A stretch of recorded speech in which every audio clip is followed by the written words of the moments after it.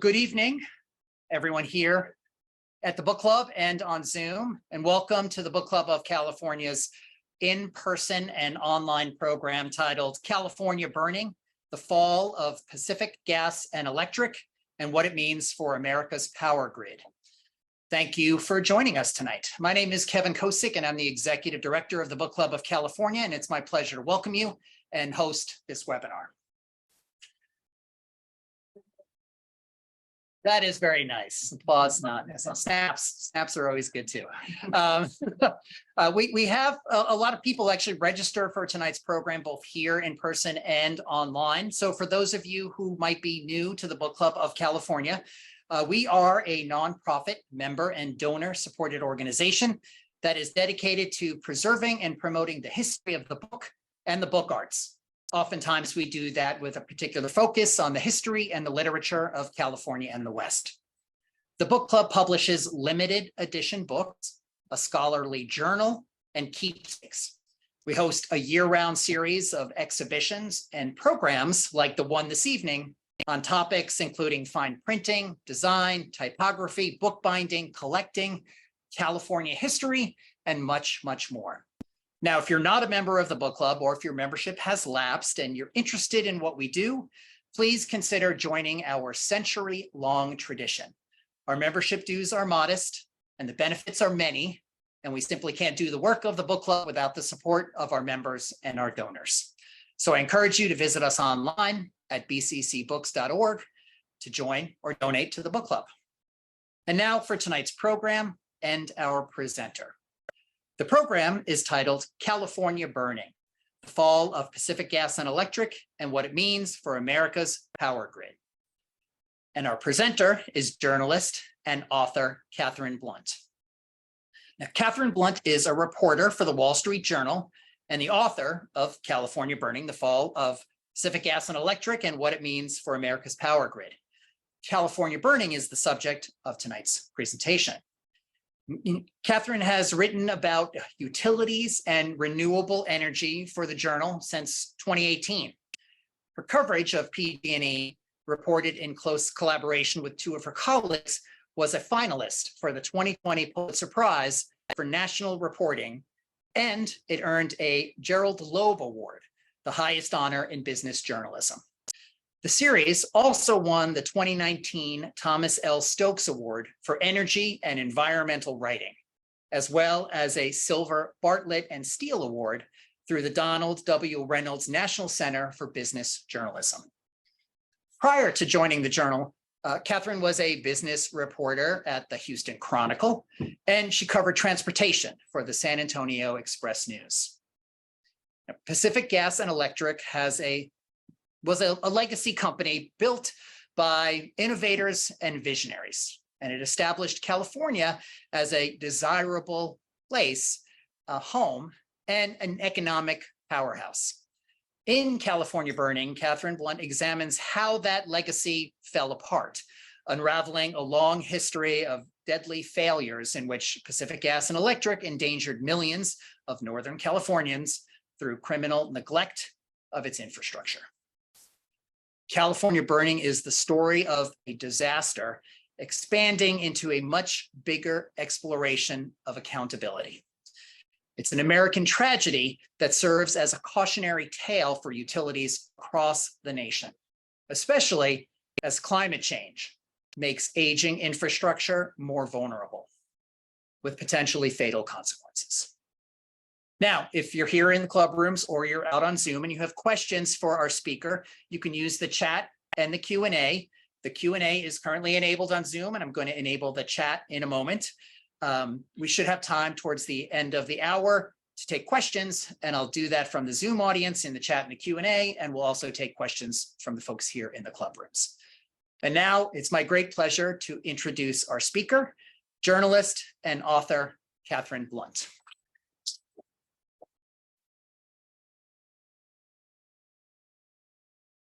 Well, thank you, Kevin, for that very kind introduction. It's a real pleasure to be with you here tonight. I was joking earlier, I haven't done a slideshow in years, so bear with me, but I think it's going to be a fun way to walk through some of the major themes of the book. which is it's a very consequential story and a very complicated one. So happy for the opportunity to break it down. So as Kevin mentioned in his introduction, I joined the Wall Street Journal in 2018. My first day on the job was November 5th. I was hired specifically to cover power and utilities. I didn't know a whole lot about either one. And 3 days later, the Camp Fire ignited in Northern California, outside the town of Paradise. And it's really hard to overstate the magnitude of this disaster. And so what we have on the screen here, as you can see, it's a model of a PG&E transmission tower, big steel structure carrying high voltage wires through the forest. And what happened that morning, it was a very windy morning. A hook about the width of a fist that was holding a wire to the tower broke nearly in half. And the wire fell against the steel structure.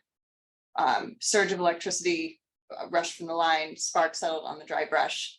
And within a matter of hours, the fire was entirely really within minutes, the fire was entirely out of control. By some estimates, it was spreading as fast enough to cover 80 foot bubbles a minute.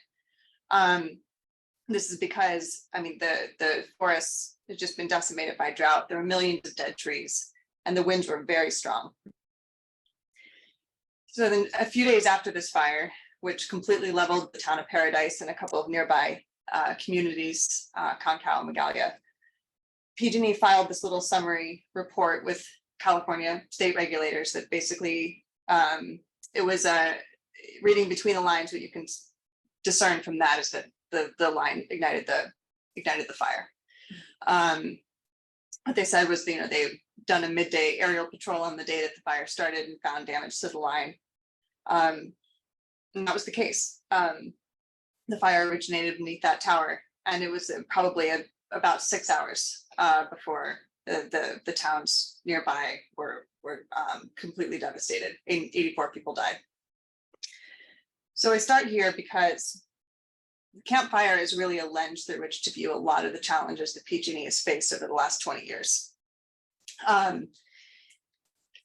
Within a couple of months of the fire, PG&E sought bankruptcy protection.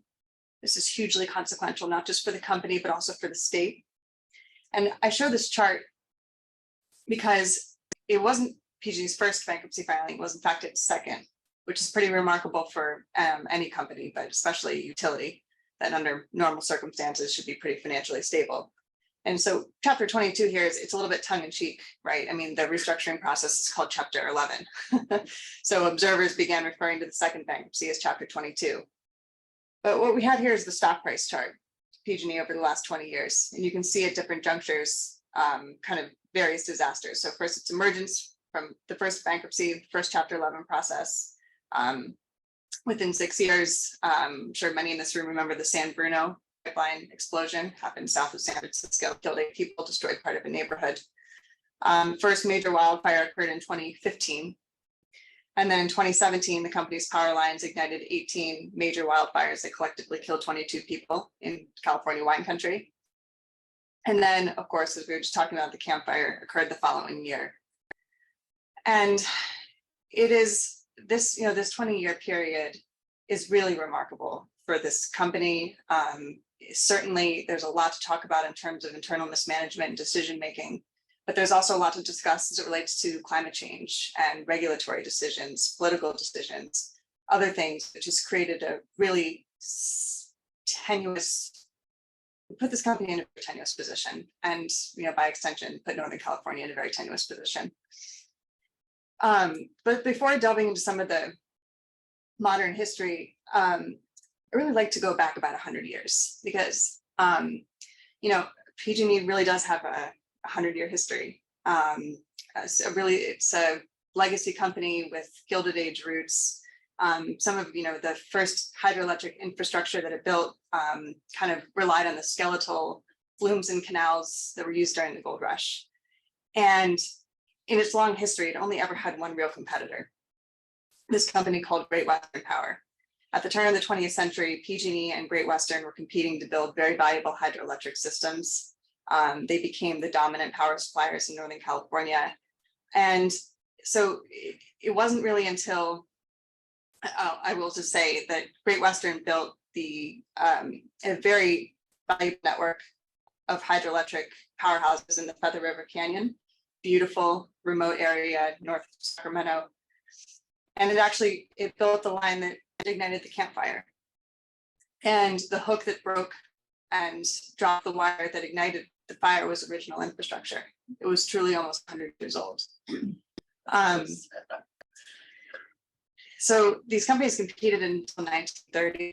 And then there was a man named James Black. He was a Great Western executive who recognized the value of finally merging these two companies and halting the competition that they've been engaged in for some time.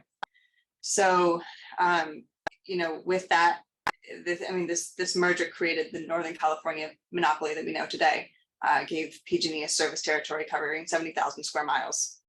And so, it gave this company a lot of financial might, allowed the company to invest very heavily in supplying power after World War II to support the booming population in Northern California.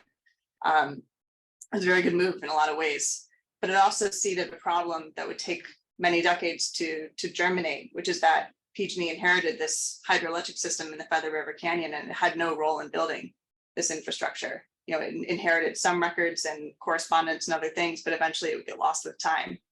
So by the time that 100-year-old hook gave out and started the massive campfire, when regulators and investigators asked them for records on that part of the system, they had very, very little to give. It didn't know really much at all about the state of the hook that was in such disrepair, where it came from, what vintage it was, when the tower was built. And so part of my work for the journal that's foundational to this book was not just trying to explore the circumstances that led to the campfire specifically, really the circumstances over the last 20 years that, again, put this company in such a challenging position. And so kind of fast forwarding to the 90s, there was an effort to deregulate the electricity business in California. And it's a bit of a misnomer. There's always going to be regulation as it relates to utilities. But what this meant was creating a new competitive market in which wholesale power would be bought and sold. The utility companies would no longer have the same role in owning power plants and controlling the output. There would be new players in this market. There would be traders and generators. And if all went according to plan, utility companies would become sort of like middlemen tasked with maintaining the infrastructure needed to move power around. They would not be the ones to produce it and distribute it to retail customers or sell it to retail customers. And hugely complicated. To get into that would probably bore everybody, but who lived here during the energy crisis remembers the rolling blackouts? Pretty much everybody. This was supposed to be kind of an era of possibility, not just for the new generators and power traders, but also the utilities who were trying to grow their value by creating subsidiaries to play in these markets. It was the era of the PG&E shareholders hat. I had a source send that to me. It's one of my favorite things. An executive had to laugh and driving through Stockton, and he saw a panhandler wearing one of the hats in the late 90s. So anyway, the design of the market was such that it was vulnerable to manipulation, price gouging, other things, some very complicated schemes enacted by Enron and others. It was a real disaster, and it was a particular disaster for PG&E. It was this crisis that led to its first bankruptcy. One of the primary issues with the market was that there was a cap on how much utilities could charge customers for power. And it worked well for a while when wholesale prices were low, but when wholesale prices started going through the roof, the utilities started taking on a lot of debt. PG&E was the only of the big three utilities in the state to file for bankruptcy. Really kind of hard to overstate the consequence of that at the time. It was a really big deal. Here's another memento. It's a placard that hung around the office to keep employees motivated during the bankruptcy. And so this first bankruptcy, in my view, really had two major consequences. The first was that, the utility emerges, but it no longer plays the same role in building power plants, right? It's going to be contracting for power from power providers, whatever that might be, natural gas plant or wind or solar. That has some consequences we'll discuss later, but very significantly, it meant that the company embarked on, it was really interested in regaining the goodwill of its shareholders and focusing on financial performance. Utilities make money in a somewhat unusual way. They make a rate of return on big capital investments that improve the overall value of the system.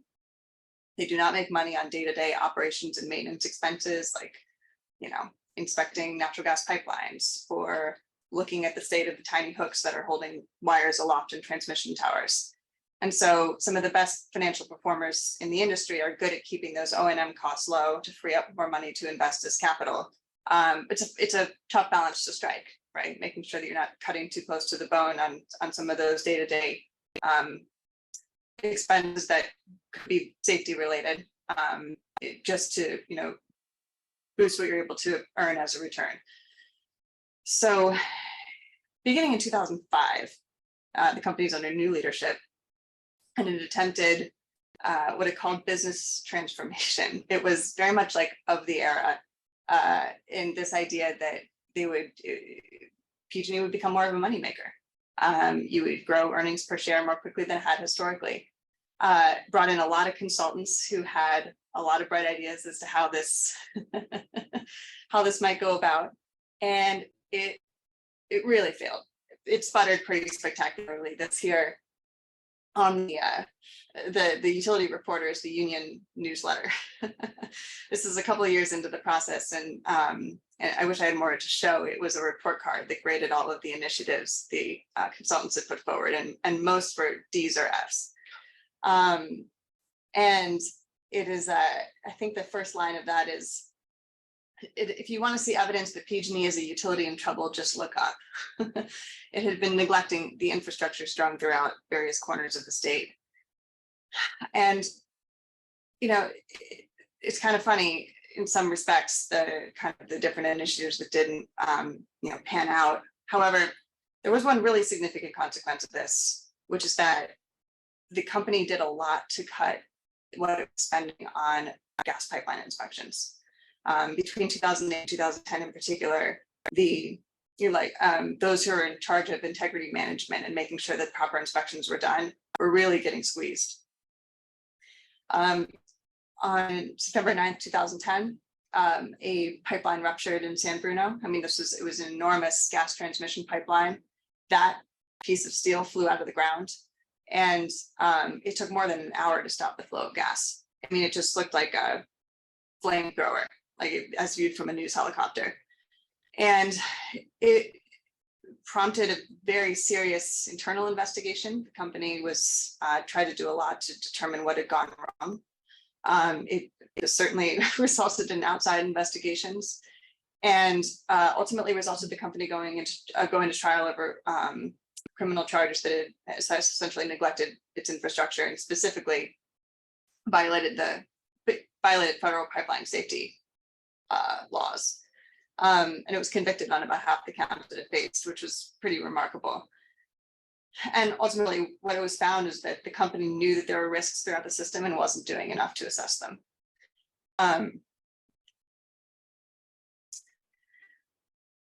The company spent a lot of time trying to reorient the gas division and take care of some of these issues after the explosion occurred. And it did so rather successfully. It's an unfortunate reality in this industry and others that it often takes a disaster to prompt that kind of action. There was a particular executive who came in to lead the overhaul, and he suggested to some of his colleagues in the electric division that they might want to take a look at some of the various risk modes that they faced, and basically see if they should maybe bring in some outside evaluators to make recommendations. At the time, they thought that they were doing enough. But things were changing in Northern California, and they were changing fairly quickly. In 2008, so actually starting in 2007, there was a major wildfire in the San Diego area, and it ignited when one of San Diego Gas and Electric's, a power line owned by San Diego Gas and Electric, ignited this fire. It was called the Witch Fire. Massive fire that killed a number of firefighters. It was really pretty disastrous. And this prompted the California Public Utilities Commission, which is of course tasked with overseeing the operations of all the state's utilities, to consider whether they needed to push the utilities to do more to address fire risk. So they kick off this big proceeding with that very aim. You know, what more should be done, and what sorts of requirements need to be implemented. Right off the bat, PG&E was very resistant to the idea that it needed to do anything more to address fire risk.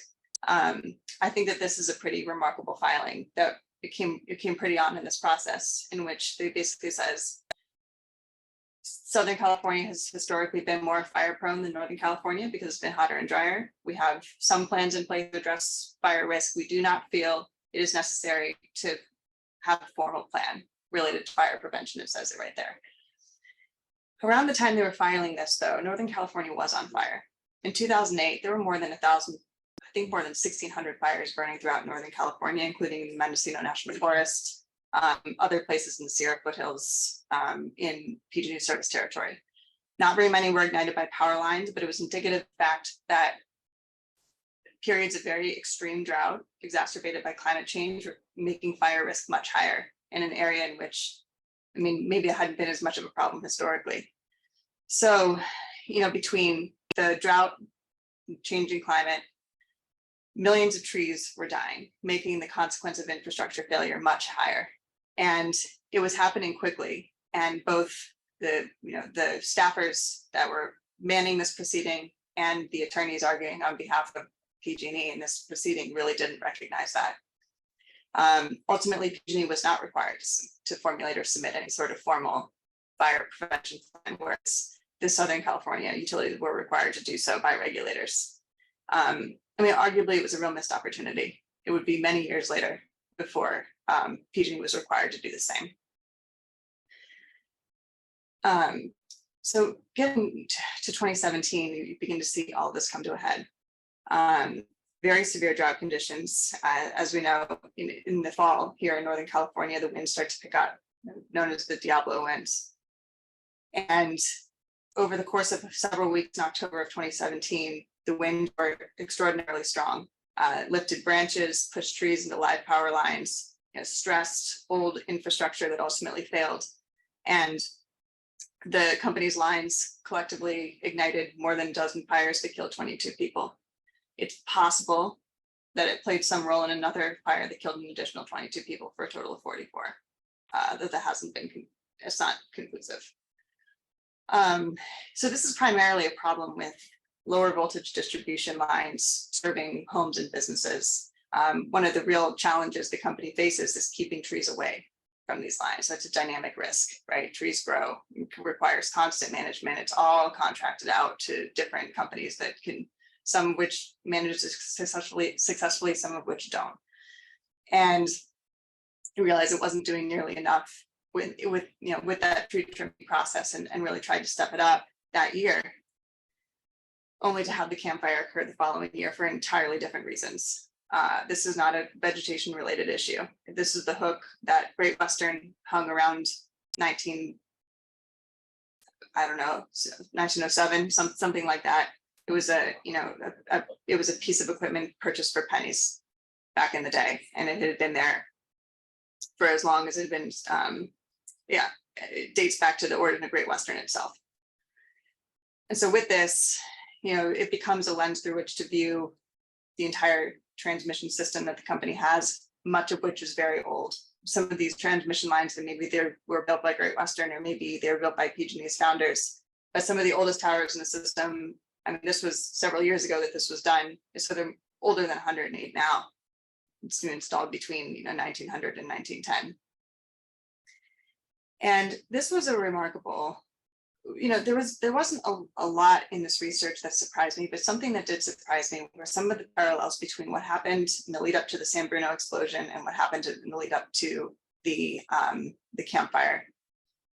Several investigations into this disaster basically revealed that PG&E had, over the course of many years, reduced the frequency of its inspections of its transmission lines, reduced the thoroughness, and wasn't spending as much money on doing so as it had several decades earlier. And there was a lot of reasons for the cost pressures. I mean, one was a focus on financial performance that played a part of it. But there's something that's a bit ironic and unfortunate in that over the last 15, 20 years, PG&E and the other large utilities in California played really important roles in helping California become a leader in renewable energy. And that's a good thing, right? So coming out of its first bankruptcy, you began to see California set some very ambitious targets for procuring wind and solar power at a time when wind and solar were much, much more expensive than they are today. So back to an earlier point about the consequence of deregulation in the new market, PG&E was no longer building power plants, building power generation facilities. They were not going to be building wind and solar farms. They would be contracting for that power from developers who would the actual products. And it's important because this is not money on which the company is earning a return. It's just it's a pass-through cost that results in, at the time, these contracts were very expensive and customers began to feel that in terms of how much they were paying for electricity. And it created additional cost pressures within the company to find other ways to manage that and find other ways in which they could reduce spending as they were ramping up spending on renewables. And so it's not to say that the spending on renewables is a bad thing, but it had sort of the ironic consequence of creating certain cost pressures within the company over time. Kind of a long-term effort to address climate change when a changing climate was creating a real and immediate threat that needed to be addressed. So today, the utility is in a really challenging place. It is working very hard to address risks throughout the system. It's doing more to trim trees. It is doing more to repair damage when it's discovered, doing more thorough and frequent inspections, trying to utilize new technology. But it cannot provide safe and reliable power all the time anymore. That's an expectation that we have of our utility companies collectively, I think, and that's just not something that PG&E can achieve. So for the last several years, especially in the fall when the winds pick up, it's begun proactively turning off the power so that if a line fails, it's not energized, it won't start a fire. And probably the worst example of this was 2019. The power was off for as long as 4 days for millions of people throughout the region. The company has successfully begun to kind of limit the scope with better technology and other things, but it's still a reality. This happens every fall and will probably continue happening for the foreseeable future as it works to address these risks. These photos here they're photos of damage that the company discovered upon going out and doing inspections before turning the power back on. It's a reminder of the trade-off. Some of these instances could have resulted in ignition, and it didn't, but it meant that people were out of power for hours or probably days. And that's manageable for some, but it's very, very difficult for others, especially those that rely on electricity for medical purposes. And this becomes more consequential as we become more reliant on electricity, whether that be the adoption of an EV, using it to cook, all the things we're sort of collectively moving toward in the process of the energy transition. So the company at this point has a strategy in which it wants to bury 10,000 miles of distribution lines, lower voltage power lines. This is the new CEO, Patty Poppe. She took the job in January of 2021. This is a photo from a story I wrote a couple of years ago. And she's a very interesting leader. So January 2021, she comes in. 6 months later, the Dixie Fire ignites near the Feather River Canyon, very close to Paradise. And it ignited when a tree fell into a power line, a small lower voltage power line. And she went up there to make a speech or address the public and try to give an update on what was happening as this fire completely barreled out of control. And she made an executive decision the night before that she was going to announce a plan to underground 10,000 miles of distribution wire. Completely unprecedented and hugely expensive I mean, I think a conservative cost estimate is $20 billion. And that was before some of the issues of supply chain inflation and other things. And she surprised even the board of directors, who just told us the night before that she was going to make that announcement. And so it's interesting. I mean, of course, the idea is the wire is underground, it can't start a fire. There are engineering challenges associated with this, maintenance challenges associated with this, but I think that the biggest challenge is cost. We didn't talk much about the consequences of the company's second bankruptcy, but really, really significant. So the company ultimately sought bankruptcy protection for the second time because of all of the liability costs associated with the fires. In California, utilities are liable for the damages resulting from these disasters, no matter how they maintain their lines. The company estimated it owed $30 billion. There are three major classes of claimants. The first was governmental agencies and other agencies that had incurred fire suppression costs and other things. The company settled their claims first for $1 billion in cash. I'm going to keep the tally here. The second class of claimants was insurance companies, because under this liability construct, the insurance companies could seek reimbursement for the claims they paid to homeowners. This was a complicated class of claimants, though, because some insurance companies didn't want to wait on a settlement and sold their claims on the secondary market to hedge funds and financiers that played a very significant role in negotiating their settlement. They managed to get $11 billion in cash. So by the time it comes time for the company to settle with individual fire victims, those who've lost property, businesses, loved ones, the company was out $12 billion in cash, and it didn't have enough to compensate fire victims for the full value of their claims in that way. So the settlement that they arrived at provided them with $13.5 billion, half in cash, half in shares in the company that would be administered through a trust. So that, and then on top of that, of course, the company comes out of bankruptcy with more debt than it went in with. Pretty remarkable. And then you've got fire victims indirectly holding 20% of the company through this trust. So the traditional utility finance levers, issuing debt or issuing equity, can't do that in the way that most utility companies can't take on more debt right now.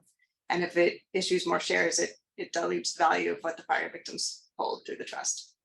So how it's going to finance this, it's going to be, I don't know. It's something that is, it's a really challenging issue. They're trying to, they're kind of like looking for money under the couch cushions right now and selling off parts of the company and they moved headquarters, but that alone is not going to be enough. So it's definitely something to monitor. And its share price has been performing a little bit better lately, but it's been very slow to increase in value after these disasters. And so we're in a place currently in which, the company's never been more aware of the risk, but the risk is still extraordinarily challenging to manage. And it's got some real constraints as a result of all of this, especially as a result of bankruptcy. And she's very committed to the cause, but there's a lot that remains to be seen. And pretty soon, I'm sure there'll be an opportunity for an addendum to this book as to what comes next. So on that uplifting note, I'd be happy to take questions.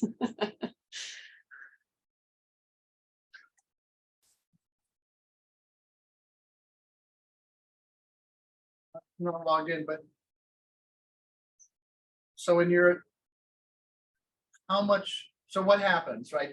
Do they just, like PG&E, like we need utilities, it'll just always be PG&E? Would the entity change? Is it just another bankruptcy in the books? Or is there a percentage you think that all of our rates need to go up to make the world whole again? Right, that's a great question.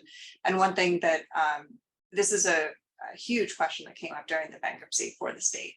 The governor contemplated the prospect of taking the utility over, taking it over and making it a state-run entity, or potentially finding another buyer for it or something like that. The ownership question is interesting in that it solves some problems but creates other challenges, right? of course, there's real merit in discussing the idea of a utility that doesn't have a profit motive. However, it's a resources issue. If it was owned by the state, I mean, it takes a lot of money to operate a utility like this, and it becomes an issue for the entire state. And you think about how it's run, a lot of the people who work there now would probably work there under any ownership structure. It's difficult to manage an organization of 25,000 people or however much it is, sort of making judgment calls about safety issues. Ultimately decided, I mean, the governor decided that was not the route to go. And I think it would take, you know, even if he did, I think that the process of wresting control from shareholders would be very litigious, long, and difficult. And so it's my view that it's very practically difficult to change the structure of investor-owned utilities at this point in any meaningful way. I suppose it's possible that you could see it broken up into smaller pieces that might be easier to manage, but it's tough. I mean, it's who gets San Francisco and the Bay Area with the dense population base, and who gets the area, you know, in which it's, you know, far less densely populated with super old infrastructure, high fire risk. So there's no easy answer to that. Unfortunately, I think that what we're faced with is having people try to make what we've got work better. Challenges are real. Yeah, let's take some more questions here, and I'm going to go on this side of you so I can say exactly where you were, because you're right in the camera.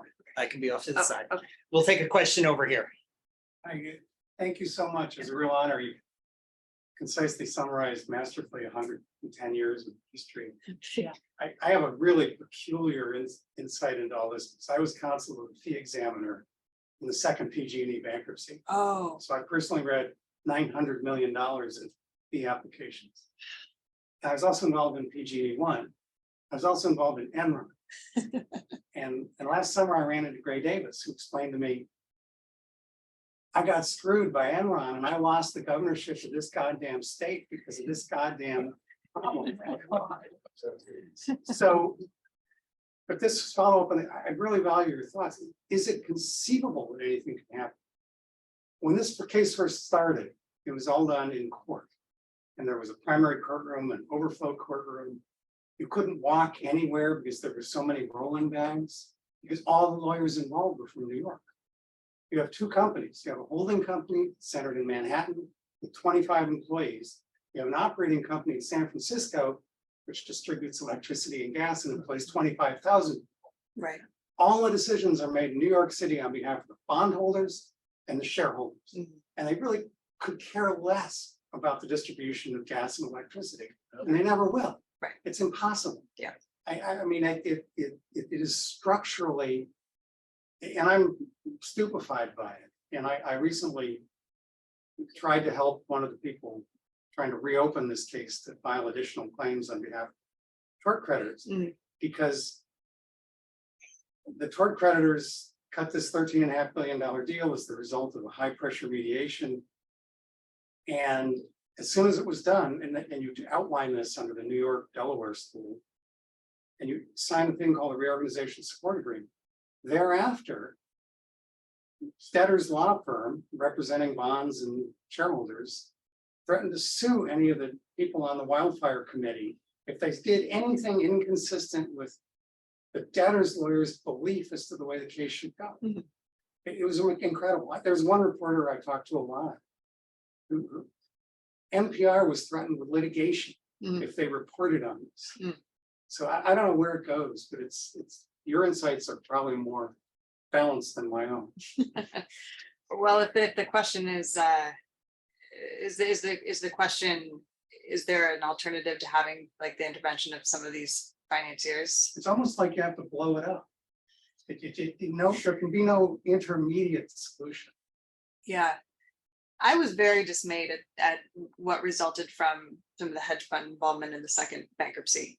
And I think that, you know, there's The market and subrogation claims became a secondary multi-billion-dollar market. yeah, that took subrogation was over the insurance claim issue. that Yeah. took over the entire case. Mhm. They didn't give a darn about them. No, they didn't. They didn't at all. And I think that particular settlement was a real abomination, if I'm being honest. But I think, I mean, there's a, to some extent, there's a real argument for keeping these utility companies financially healthy, so they don't have to seek the, go through the restructuring process and invite this kind of, I mean, because the financiers, they will do exactly what they're going to do. I mean, they've become a lot more active and aggressive over the last, 10, 15 years. And if you've got a, I mean, PG&E was in such dire straits, it was a very easy target. And how it shook out for fire victims and others is really, it's really quite sad. But you're right, I mean, they don't care. They got their money. Thank you. Yeah, we'll take one more question here. I know you stay in touch with what's going on. And so you finished this book probably 2 years ago or so. Mhm. What are the most significant things you've seen happen since then? Mhm. Well, the undergrounding thing is significant. There's just the fact that they committed to that number is astounding to me. The company, I mean, it is significant that they don't have a firm idea of exactly how they're going to pay for that yet. One thing that's interesting as well is that the company has changed all the settings, the power lines that are in any sort of high threat fire area, so that if something hits it, it trips off immediately. And it's done a lot to reduce ignitions throughout the system throughout the year. And so maybe in that's different than from proactively shutting off the power for hours or days at a time, but it still creates for more frequent outages people in those areas. And so maybe it's not days, but maybe it's multiple times a week, right? It's just sort of a constant reminder of this trade-off right now between safe and reliable. That's been I think that's new as of last year. And there's a lot of new people at the top. Just about related to that question, does the IRA, is there some federal cavalry coming in terms of investment? There's a little bit, but the IRA, I mean, so much of that money is kind of focused on generation technology and clean power, less so maintaining the old stuff. Can you talk a little bit about any of the regulatory agencies that are involved here and what their role was, if any, and how that might be changing in terms of more oversight or less oversight going forward? Yeah. So as we're talking about with the California Public Utilities Commission, engaging in that proceeding early on after the big 2007 fire in San Diego, trying to push the utilities to do more to address fire risk. One of the really big challenges was that at the time, I mean, the CPUC was very much understaffed and underfunded, and they didn't have enough people within the safety division to really wrap their arms around a lot of these issues. And part of the problem was if you worked within the agency, you really wanted to be on the policy side. You really wanted to be helping, oversee the process of these utilities contracting for renewable energy. It was a much more cachet, better pay. And after San Bruno, the National Transportation Safety Board came in to investigate the whole thing, and was very hard on PG&E, of course, but it was also very hard on the CPUC. And basically said, I mean, this safety has not been a priority for you guys for a long time. And that's also been slow to change. And it's not for lack of interest necessarily, but I mean, it's a resources issue and retaining the talent, right? I mean, why would you work for the PUC, overseeing distribution lines when you can do the same thing at the utility company and make twice as much money? So the PUC, like PG&E, is also, I mean, very acutely aware of risks and its past shortcomings. And there's been a lot of efforts to expand safety oversight. But again, it's an agency that not only oversees PG&E, but also California's other large utilities and a lot of other industries as well. So it's improving. It's just that too is a challenging sort of restructuring process. Bo. What do you know about, as I understand it, Texas Enron collapse? Did the state take over after that? Because they had a lot of problems a few years ago with freezing power lines and everything else. And I just wonder, how does that situation possibly relate to what California is involved? Yeah, it is. I lived in Houston during the freeze. It was not a fun thing to experience. That was another issue, sort of a power market related issue. Yeah, when Enron collapsed. It was just it had a lot of different businesses, and it had a lot of effect on people's pensions and then other things. But there wasn't a state takeover in that way. But it's true that there was a relation in which Enron had pushed for these competitive power markets. Really wanted to play in that, and Texas's power market has long been the most competitive one in the country. In which, if you own a power plant, you're only paid for the power that plant produces, nothing more. You're not paid any additional money, to make sure that it could run in sub-freezing temperatures. And in Texas, why would you necessarily make that investment? This doesn't really get below freezing all that often in most parts of the state.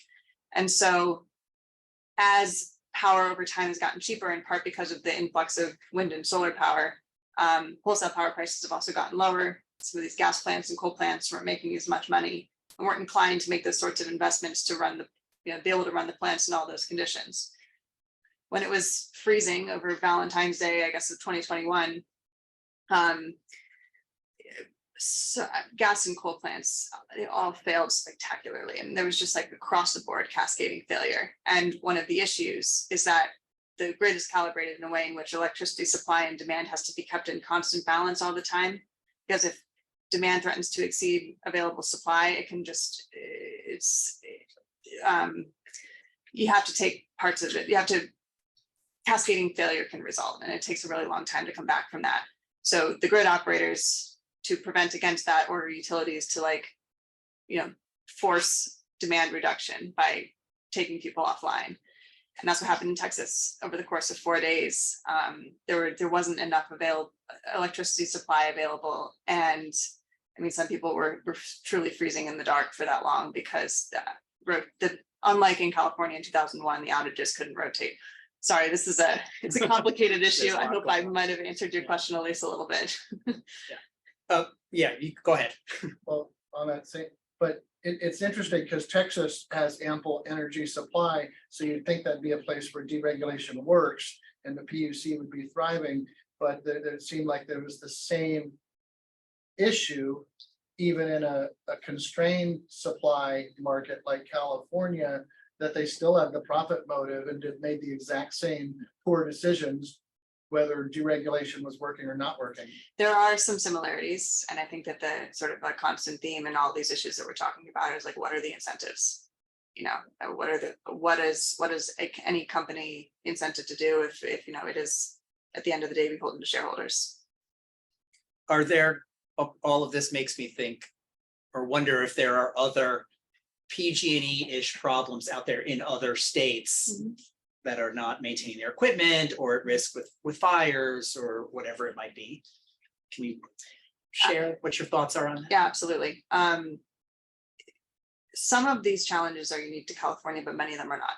And I think that as the climate continues to change and you begin to see more extreme weather patterns, the potential to stress very old equipment that may or may not be kept up very well. You'll begin to see at least other reliability issues, serious reliability issues with other utilities, if not safety issues, right? If the line fails during a hurricane, it's not going to start a fire, but we've seen what happens when hurricanes knock out big transmission corridors and other things. People are off for a while. And that's very serious. It's we can manage without power for a couple of hours, but beyond that, it becomes really challenging for a lot of people.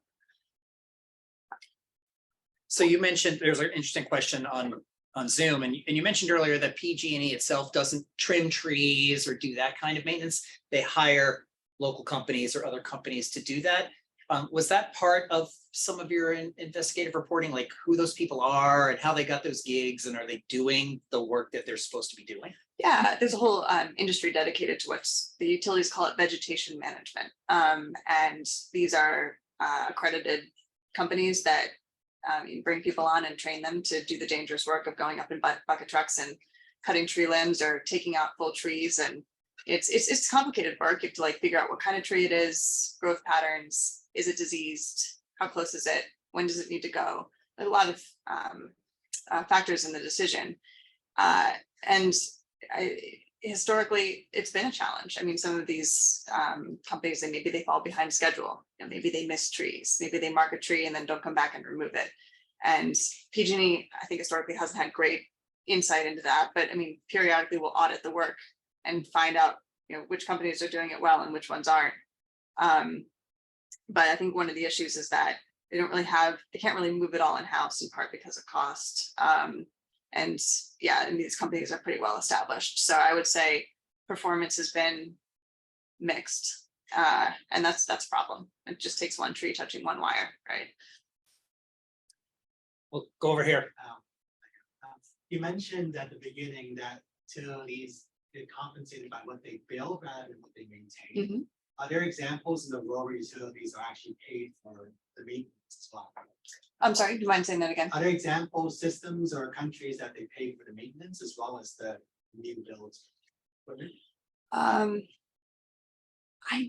Under this particular construct, I don't think so, but it raises a lot of, maybe, is the answer yes? The answer is it's a pass through. You're right. Make items like maintenance. They get compensated for what they Right. spend. They don't earn anything. Right, exactly. I think the question is like, can you earn on maintenance in any construct? Yeah, I mean, it raises an interesting question about like what adds value to the system, right? But I don't think so in most cases. It's it pretty, seems like that's a lost opportunity to incentivize the utilities to maintain it properly. yeah, it'd be kind of tough to figure out how to do that, but it's a super interesting question to think about. Okay, we'll take one last question here and then I have one more on Zoom. There's a company in Southern California and other areas, Sempra, which has been highly successful. And perhaps through the grace of God, but what chance would there be that they might take over or merge with PG&E and maybe give us a few better jobs? Yeah. It takes a fire with a strong stomach, I think, to take over PG&E. Berkshire Hathaway has also been kind of a good operator of utility companies and kicked the tires on PG&E once upon a time, and I think took a look under the hood and said, no, thank you. No way. I think there's been a little bit of talk of that with Sempra over time. I don't think anything is in the works now. They probably would have to get into a slightly better place, I would think, before you'd see a greater prospect for that kind of takeover. But it's true. I mean, SCG&E is a well-run utility. I mean, they also have a very small service territory, and they've been working on it for a long time. Because the 2007 fire was really it was their campfire, so to speak. It was really what got them moving.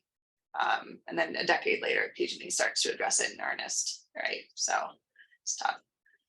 So one last question, Margot on Zoom is wondering about with all the increased housing that is being built and the demand on for energy in all these areas. What does that mean for the future for PG&E? Is that another level of problem, or is it? I mean, it already, I think it already is. One of the other things that's really important to keep in mind is just the extent to which California's population has grown in these areas in which fire risk is very high. And that speaks to a lot of challenges, speaks to issues with cost of living, people wanting to live here, but not being able to live in more populated places that might not be quite as risky. And so just as millions of dead trees make for greater destruction potential, and it's the fact that there's more people living there, there's more things to destroy. So the consequences of that are very real, something they've been confronting for a while. Great. Okay, we'll do one last question if there's one here in the audience, otherwise we'll wrap up. Okay. We have the opportunity to buy the book tonight. We don't have copies of the book here tonight, but I can send you all kinds of ways to buy the book after this. All right. Yeah. But that's a great question. So if you're out there on Zoom, you'll be getting an email tomorrow with some links, including a link to Catherine's website and also some links if you're interested in purchasing the book. So that'll be out there. So having said that, let's get a round of applause as you're about to start here. And thanks again to our presenter, Katherine Blunt, and to you for attending this Book Club of California program here in person or online. It's great to have you with us. Please join us for our next in-person and virtual program. It's in a couple of weeks. It's going to be Monday, June 12th at 6 o'clock here at the club rooms or online. That program is, again, both in person and virtual, and it's by a presentation by Richard Moore. He's an author and professor emeritus of philosophy and of the classics at the University of Illinois, Urbana-Champaign. And it's titled Frank Ingerson and George Dennison, A Bay Area Love Story in Arts and Crafts, 1910 to 1966. So you can register for that event online at bccbooks.org/programs or in any of the emails that you might be getting from the Book Club of California. We'd love to see you again. Thanks everyone for joining us. Have a wonderful evening, and we look forward to seeing you again soon here at the Book Club.